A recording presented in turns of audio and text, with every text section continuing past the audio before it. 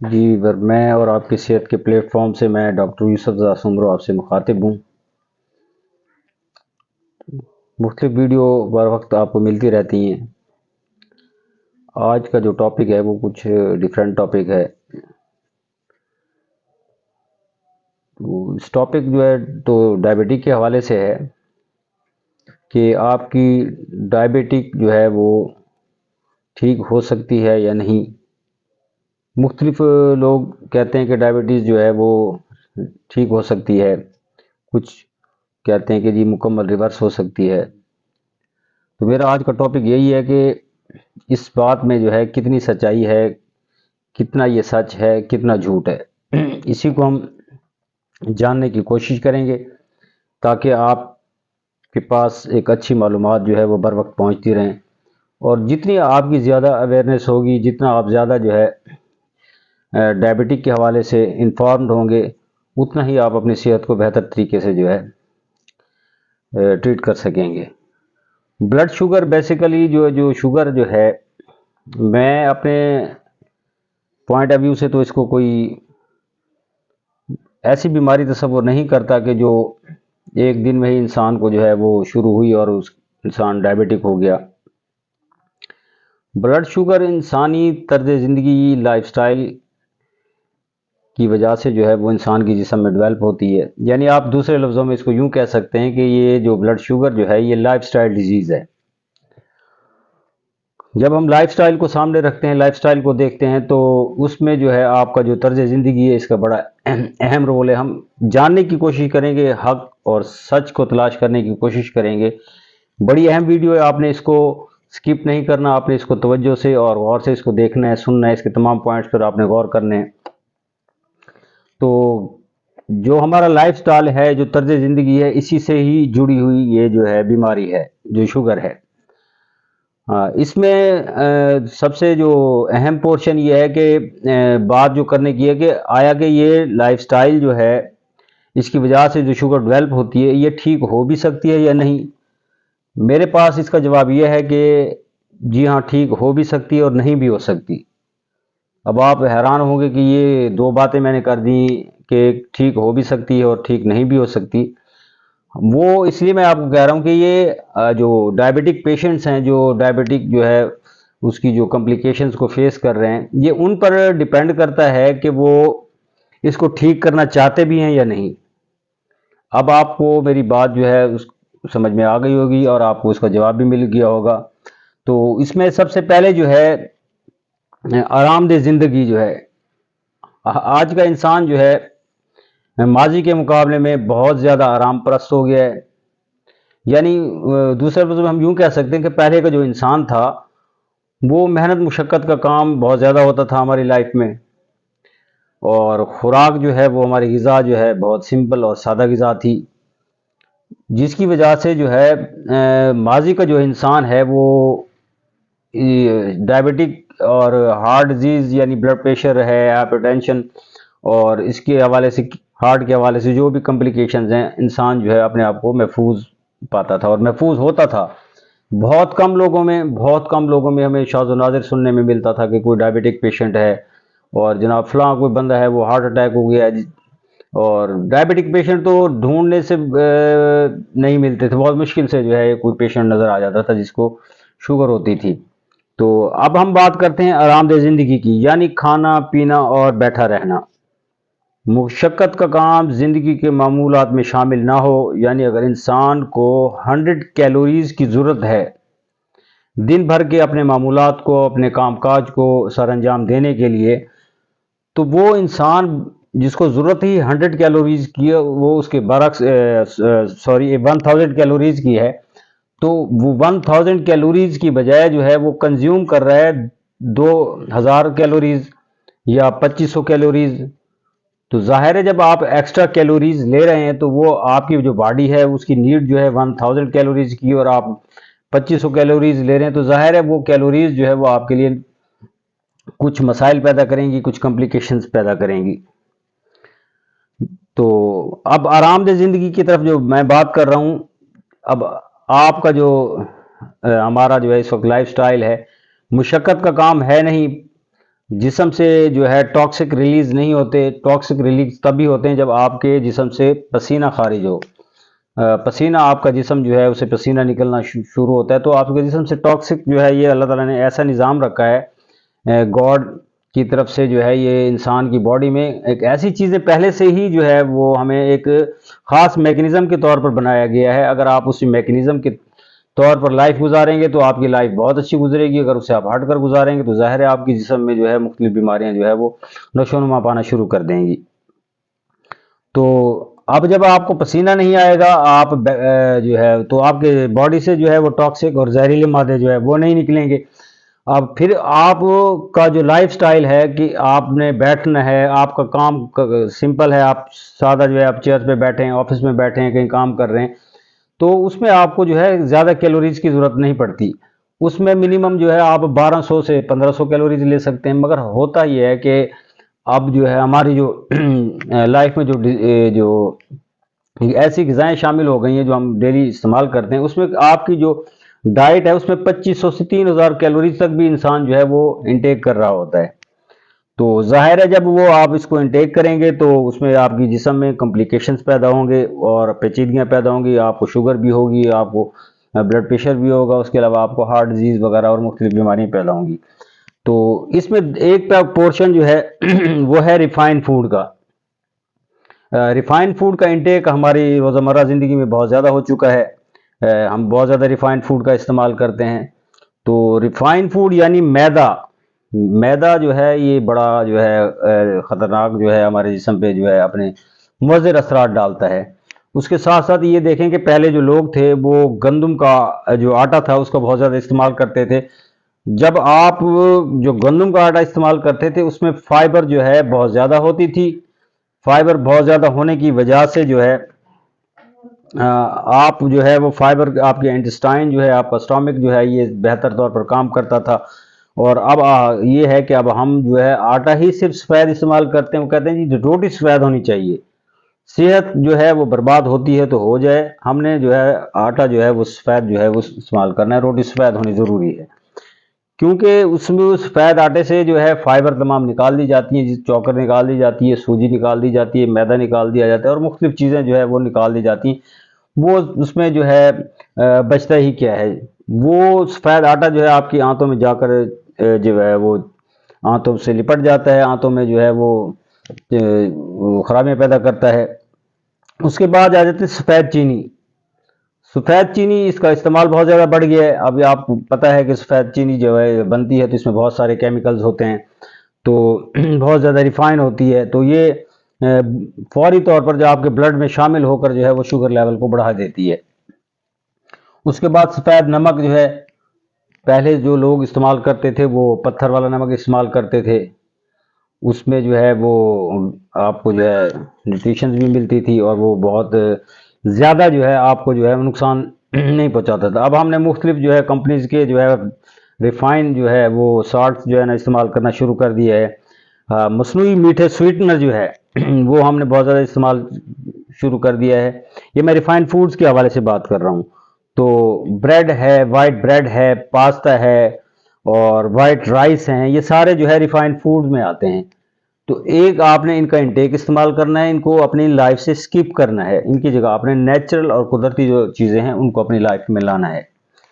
तो दूसरी जो है वह प्रोसेस चीज़ें हैं, बेकरी से बनी हुई तमाम अशिया, तमाम किस्म के जूसेस जो हैं, चाहे वो डब्बे वाला हो चाहे वो नेचुरल जूस हो, ये प्रोसेस में आ जाता है। क्योंकि जब आप उसको जो नेचर ने जो आपको जो है वो जिस हालत में वो फ्रूट्स जो दिए हैं आप उनको इस्तेमाल करना चाहिए। अब आप उनको जो है उसमें से तमाम चीज़ें निकाल देते हो, उसमें से जो है उसका गोदा निकल जाता है, उसमें से जो है फाइबर निकल जाती है, उसमें मुख्तलिफ चीज़ें निकल जाती हैं और आप उसको जो है सॉफ्ट फॉर्म में ले आते हैं। जितने भी ये जूसेस जो हैं ये सेहत के लिए जो है ये ठीक नहीं है, नुकसानदेह हैं।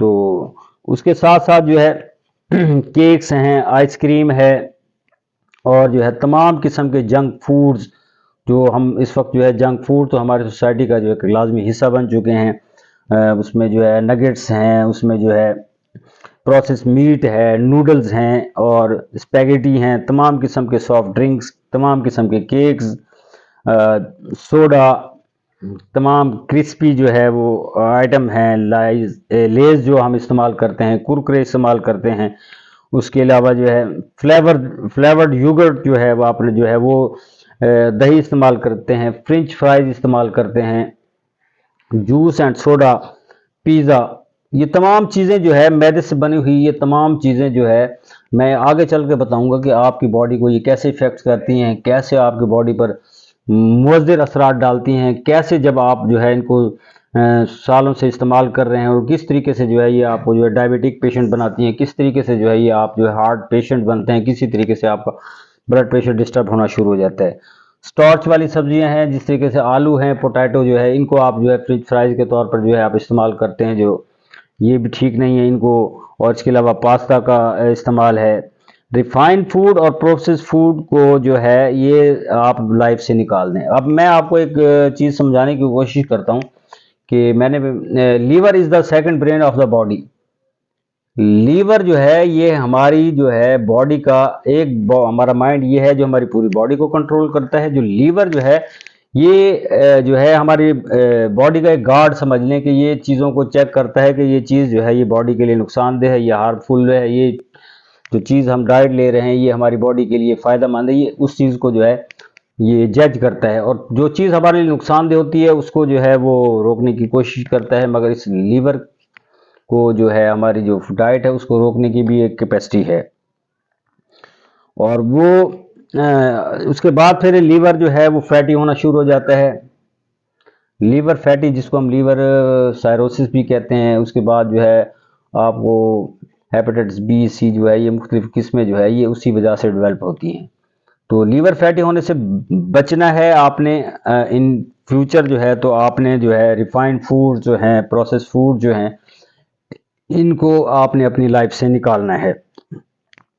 अब हमारे जिस्म में जो हो जो लीवर है जब ये फैटी होता है तो उस लीवर के फैटी होने के साथ साथ जो आपका पैंक्रियाज जो है ज़ाहिर है वो भी फैटी होना शुरू हो जाता है। तो जब आपका पैंक्रियाज फैटी होता है तो ये आप समझते हैं, जानते हैं कि जो हमारा जो पैंक्रियाज जो है ये इंसुलिन बनाने का एक कारखाना है, एक फैक्ट्री है, और जो इंसुलिन प्रोडक्शन में बड़ा अहम रोल अदा करता है। अगर ये डिस्टर्ब होता है तो उसकी जी वीवर तो बात हम कर रहे थे फैटी लीवर के हवाले से। तो जैसे लीवर फैटी होता है तो उसके साथ साथ जो है बहुत सारी कॉम्प्लिकेशंस पैदा होती हैं, बहुत सारे मसाइल पैदा होते हैं।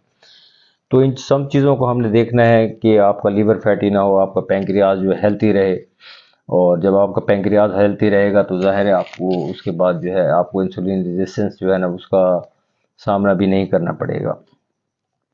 तो अब हम देखते हैं कि हमारे जिस्म में जो ब्लड फ्लो कर रहा है, उस ब्लड जो फ्लो कर रहा है उसका काम क्या है। वो ब्लड को जो है वो ब्लड जो है हमारे जिस्म में जो एनर्जी होती है जिसको हम कार्बोहाइड्रेट्स कहते हैं, शुगर कहते हैं, वो इस एनर्जी को जो ब्लड करता क्या है कि वो इस एनर्जी को जो है वो ट्रांसपोर्ट करता है कि यानी वो उसी जो एनर्जी है वो ब्लड के ज़रिए ट्रांसपोर्ट करके आपके जो सेल्स होते हैं उन सेल्स की तरफ जाती है।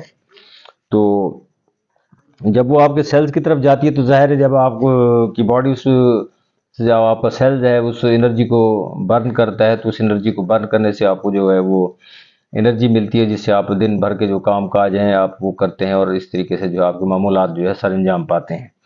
मगर इस जो ब्लड है इसकी भी एक कैपेसिटी है किसी चीज़ को लोड करने की, जो उठाने की। आपका जो ब्लड है वो आपका जो ब्लड में 1 लीटर जो ब्लड है उसमें की कैपेसिटी सिर्फ ये है कि वो 1 ग्राम शुगर ही आपके जिस्म में जो है वो उठाने की कैपेसिटी है। ब्लड जो है उससे 1 ग्राम से ज़्यादा जो है वो उसको नहीं कैरी कर सकता। तो अगर आप उसको 50% कम कर देते हैं, जो एनर्जी जो है आपके ब्लड में जो है जो आप उसकी कैपेसिटी है 1 ग्राम उठाने की, तो उससे बाद जो है अगर आप उसको एक 50% कम कर दें या 50% बढ़ा दें तो वो ब्लड उसको उठा लेगा। लेकिन अगर आप जो है मज़ीद जो है कोई स्वीट चीज़ों का इस्तेमाल करते हैं, कार्बोहाइड्रेट्स का इस्तेमाल करते हैं, चीनी का इस्तेमाल करते हैं, आप मिठाई खा लेते हैं, आप आइसक्रीम खा लेते हैं, आप दूसरी चीज़ें इस्तेमाल कर लेते हैं, तो अब आपके जो ब्लड में जो है वो शुगर की मिकदार 1 ग्राम की बजाय वो 2 ग्राम आपके ब्लड में चली गई। तो वो ब्लड जो है उस 2 ग्राम शुगर को जो है वो ट्रांसपोर्ट नहीं कर सकता, नहीं उठा सकता। तो फिर ब्रेन जो है वो एक सिग्नल भेजता है आपके जो है बॉडी को कि ये 2 ग्राम जो शुगर है ये ब्लड में बहुत ज़्यादा हो गई है, तो इसको कैरी नहीं किया जा सकता, उठाया नहीं जा सकता। तो ब्रेन जो है वो जो शुगर जो बढ़ी हुई है 1 ग्राम की बजाय 2 ग्राम आपके ब्लड में हो गई है, तो वो उसको ड्रॉप करके आपके मुख्तलिफ बॉडी ऑर्गन्स जो हैं उसमें ड्रॉप कर देता है। ये यानी आप इसको यूं समझें कि वो शुगर जो एक्स्ट्रा जो वो ड्रॉप करता है वो आपके हार्ट वेसल्स में चली जाती है, उसके बाद वो आपकी किडनी में चली जाती है, वो आपके लंग्स में चली जाती है। तो जब वो शुगर ब्लड से निकलकर आपके मुख्तलिफ बॉडी ऑर्गन्स में पहुंचती है तो उसमें जो है वो जाके हार्ट वेसल्स को स्ट्रिक्ट कर देती है, उसको ब्लॉक कर देती है। उसके बाद जो है आपकी दूसरे जो ऑर्गन्स हैं वो डिस्टर्ब होना शुरू हो जाते हैं। यानी इट्स मीन्स के जो है अब आप एक नए मर्ज की तरफ जो है जाना शुरू हो गए। आपकी जो कैपेसिटी है ब्लड की 1 ग्राम है और आपने 2 ग्राम ले ली। तो ब्रेन जो है वो करता क्या है कि वो जब लोड पड़ता है ब्लड में जो शुगर आपकी ट्रैवल कर रही है वो 1 ग्राम की कैपेसिटी है, मगर आपने 2 ग्राम ले ली, तो वो उसको जब ड्रॉप करता है तो ये मुख्तलिफ बॉडी आर्गन में स्टोर होना शुरू हो जाती है। आपकी हार्ट वेसल्स ब्लॉक होती हैं जिससे आपको हार्ट अटैक के खदशात बढ़ जाते हैं। उसके साथ साथ आपको ब्लड प्रेशर जो है उसका प्रॉब्लम शुरू हो जाता है। उसके बाद जो है आपकी किडनी जो है वो डैमेज होना शुरू हो जाती है। आपकी आई साइट जो है वो उसकी जो नर्व जो है बारीक बारीक जो वेन्स हैं वो उनमें जो है ब्लॉकेज आना शुरू हो जाती है। बहुत सारी कॉम्प्लिकेशंस और मसाइल जो है वो शुरू हो जाते हैं। इसको जो हम यूं कह सकते हैं मेडिकल की लैंग्वेज में 100 मॉडल। तो ब्रेन अब करता क्या है, ब्रेन जो है वो बार बार जब देखता है कि ब्लड जो शुगर जो है वो ब्लड में ज़्यादा जो है वो उसकी जो है बढ़ना शुरू हो गई है, तो उसके साथ साथ जो है वो मैसेज बार बार मैसेज भेजता रहता है। तो पैंक्रियाज जो आपका जो है जिसको हम लबलबा कहते हैं वो ज़्यादा से ज़्यादा इंसुलिन की जो है प्रोडक्शन शुरू कर देता है। ब्रेन कहता है कि अब मेरे बस की बात नहीं है, ब्लड कोई मैसेज भेजता है कि अब मैं जो 1 ग्राम शुगर जो है वो अपने कैरी कर सकता हूँ और 2 ग्राम शुगर जो है मेरे ब्लड में आ गई है, तो वो उसको उठाने के काबिल नहीं रहता और वो ड्रॉप कर देता है आपकी बॉडी में। इसी तरह जो आपकी ब्लड वेसल्स हैं, आर्टरीज हैं, जो वेन्स हैं वो ब्लॉक होना शुरू हो जाती हैं, तंग होना शुरू हो जाती हैं। उनकी तंग होने के साथ साथ जो है आपने अक्सर देखा होगा जो ब्लड प्रेशर के जो पेशेंट्स हैं उनको हार्ट प्रॉब्लम जो है हार्ट डिजीज लाजमी होती है। वो ब्लड प्रेशर के पेशेंट जो है जो लाजमी होते हैं। इसको हम कहते हैं इंसुलिन रेजिस्टेंस जो है। इंसुलिन रेजिस्टेंस जो है इसके साथ मेटाबॉलिक सिंड्रोम। मेटाबॉलिक सिंड्रोम का मतलब यह है कि जब आप मुख्तलिफ अमराज में घिरना शुरू हो जाएं, यानी आप शुगर पेशेंट भी हो गए, अब आप ब्लड प्रेशर के पेशेंट भी हो गए, अब आप हार्ट के पेशेंट भी हो गए। तो इस तरीके से आप जो है मुख्तलिफ डिजीज़ में जो है वो घिरते चले जाते हैं। और शुगर को जो आपकी बॉडी जो है उसको जो उसको सेल तक पहुंचाना जो है वो शुगर को ब्लड जो है उसको पहुंचाता है, तो वो उसको नहीं पहुंचा पाता। ब्रेन जो है वो आपकी बॉडी को जो है पैंक्रियाज को सिग्नल भेजता है कि ज़्यादा से ज़्यादा इंसुलिन पैदा करो। अब वो जो शुगर ब्लड में ट्रेवल कर रही है उसको आपने कहीं खपाना है। अगर वो कहीं स्टोर नहीं होगी, वो कहीं बर्न नहीं होगी, तो वो ज़ाहिर है आपके ब्लड में फिरती रहेगी। तो उसके लिए जो है इंसुलिन की ज़रूरत पड़ती है। इंसुलिन एक की है आपके सेल्स की, यानी आपके सेल्स के दरवाजे की एक चाबी है। अब वो सेल जो है उसका दरवाज़ा तभी खुलेगा जब ज़्यादा इंसुलिन पैदा होगी। अब एक तो आपके ब्लड में शुगर की मिकदार ज़्यादा है और उधर से ब्रेन जो है मुसलसल सिग्नल भेज रहा है कि ब्लड में जो है शुगर लेवल बढ़ता जा रहा है। तो ब्रेन जैसे ही पैंक्रियाज को मैसेज भेजता है, सिग्नल भेजता है, तो पैंक्रियाज ज़्यादा से ज़्यादा इंसुलिन बनाना शुरू कर देता है। तो जब इंसुलिन ज़्यादा बनती है तो वो ब्लड जो है उसको पहुंचाता है सेल के पास, सेल के जो है अंदर डालना शुरू कर देता है। अब सेल के अंदर वहां से फिर शुगर उठाता है, फिर सेल के अंदर डाल देता है, फिर वो शुगर उठाता है, फिर सेल के अंदर डाल देता है। तो इस तरीके से सेल जो है उसकी भी एक कैपेसिटी है किसी चीज़ को जो है उसको जो है स्टोर करने की। तो होता क्या है कि जो सेल जो आपकी बॉडी का जो सेल है जिसमें जब वो शुगर बहुत ज़्यादा डाल देता है, भर जाती है, ब्लड में तो आपकी शुगर कम हो गई मगर सेल जो है वो फुल हो जाता है। तो सेल जो है वो अपना जो है दरवाज़ा बंद कर देता है। अब जो है इंसुलिन जो है उस सेल को नहीं खोल पाती। अब फिर जो है आपका ब्रेन फिर सिग्नल भेजता है कि जो है अब मजीद जो है जल्दी से और इंसुलिन बनाओ ताकि वो सेल तक पहुंचे। वो ब्रेन जो है पैगाम भेजता है, पेंक्रियाज फिर उसको जो है इंसुलिन को बनाना शुरू कर देता है। तो इस तरह आपकी बॉडी में इंसुलिन रेजिस्टेंस होना शुरू हो जाती है, आपका सेल जो है इंसुलिन के खिलाफ रिजेस्ट करना शुरू कर देता है। जब उसको रिजेस्ट करता है आपका सेल, तो फिर क्या करता है कि आपका जो है आईजीएफ जो है, इसको हम कहते हैं insulin like growth factor. Insulin like growth factor का मकसद ये है कि आपके जो बहुत ज़्यादा तेज़ी से जो वर्क कर रहा होता है, आप इंसुलिन लाइक ग्रोथ फैक्टर में होता ही है कि आपके जो बॉडी ऑर्गन जो होते हैं वो बहुत तेज़ी से फैलना शुरू हो जाते हैं, बढ़ना शुरू हो जाते हैं, डेवलप होना शुरू हो जाते हैं। और इसी आईजीएफ की वजह से जब ये बहुत ज़्यादा मिकदार में काम करना बॉडी शुरू कर देती है, तो फिर आपके बॉडी कैंसर जो है ना, आपके बॉडी के अंदर कैंसर डेवलप होना शुरू हो जाता है। ये तमाम मसाइल शुरू होते हैं। तो कहानी जो है ना, अब आप शुरू देखें कहाँ से हुई, आपके लाइफस्टाइल से शुरू हुई। आपका लाइफस्टाइल ख़राब हुआ, आपकी डाइट आपकी ख़राब हुई, आपने प्रोसेस फूड खाया, आपने जो है वो रिफाइंड फूड का इस्तेमाल किया, उसके बाद जो है आपका लीवर जो है वो इफ़ेक्ट हुआ, वो ख़राब हुआ, आपका पैंक्रियाज ख़राब हुआ, आपका हार्ट ख़राब हुआ और आपकी किडनी ख़राब हुई। और ये तमाम चीज़ें जो है ये फिर बढ़ती चली जाती हैं और फिर इंसान को मौत की तरफ ले जाती हैं। इन तमाम चीज़ों से हमने बचना है। आपके लिए बहुत स्पेशल वीडियो है। आपने इस चीज़ का ख्याल करना है कि आपने अपनी लाइफ जो है ना बहुत सिंपल सादा तरीके से गुजारनी है। ये तो मैंने आपको एक हकीकत बताई है कि आया कि शुगर जो है वाकई ख़त्म हो सकती है, कितना सच कितना झूठ। तो इसमें जो है अब इसका मुख्तसर जवाब यह है कि ये आपके पास ही इसका हल मौजूद है कि आप इसको ख़त्म करना चाहते हैं या नहीं। मेरी जो अपनी रिसर्च है, मेरी अपनी तहकीक है जो मैं आप लोगों तक पहुंचा रहा हूं, बिल्कुल आप इसको रिवर्स कर सकते हैं, ये ख़त्म हो सकती है। आप इसको जितना ज़्यादा जो है आप डिले करेंगे, आपकी बॉडी में ज़्यादा कॉम्प्लिकेशन और मसाइल बढ़ते चले जाएंगे। अब अगर आपके अंदर ये तमाम चीज़ें डेवलप हो चुकी हैं, आपका डायबिटीज़ जो है लेवल वो बहुत ज़्यादा है, आपका ब्लड प्रेशर भी आपको साथ शुरू हो गया है, उसके साथ आपकी जो आर्टरीज में ब्लॉकेज आना शुरू हो गई हैं, आपकी जो वेन्स हैं वो तंग होना शुरू हो गई हैं, उनकी इलास्टिक ख़त्म होना शुरू हो गई है। तो इन तमाम चीज़ों को आप ख़त्म कर सकते हैं, रिवर्स कर सकते हैं। लेकिन अब एक आप इस स्टेज पर आ गए, उसके लिए आपको प्रॉपर डॉक्टर की गाइडलाइन जो है वो उसको फॉलो करना होगा और डॉक्टर से कंसल्ट करना होगा। और मैं आपको इनका ट्रीटमेंट बताऊंगा, इनका इलाज बताऊंगा और कैसे आप जो है रिवर्स करके आप अपनी हेल्थी लाइफ की तरफ दोबारा लौट सकते हैं। और इंशाल्लाह जो है आप बिल्कुल एक अच्छी लाइफ गुजारेंगे, एक हेल्थी लाइफ गुजारेंगे। तो उसके साथ जो है आप जुड़े रहें मैं और मेरी सेहत चैनल के साथ।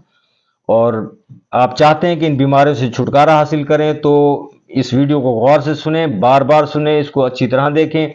और मज़ीद अगर किसी किस्म की आपको जो है हेल्प की ज़रूरत पड़ती है, आप मज़ीद जो है वो इस बारे में जानना चाहते हैं कि ये बीमारियां आपके जिस्म से निकल जाएं, तो आप मेरे व्हाट्सएप नंबर पर रब्ता कर सकते हैं। चैनल को लाइक कर लें, सब्सक्राइब कर लें और इसको शेयर ज़रूर कर दीजिएगा। जुड़े रहें मैं और मेरी सेहत के चैनल के साथ। मिलते हैं नेक्स्ट वीडियो में।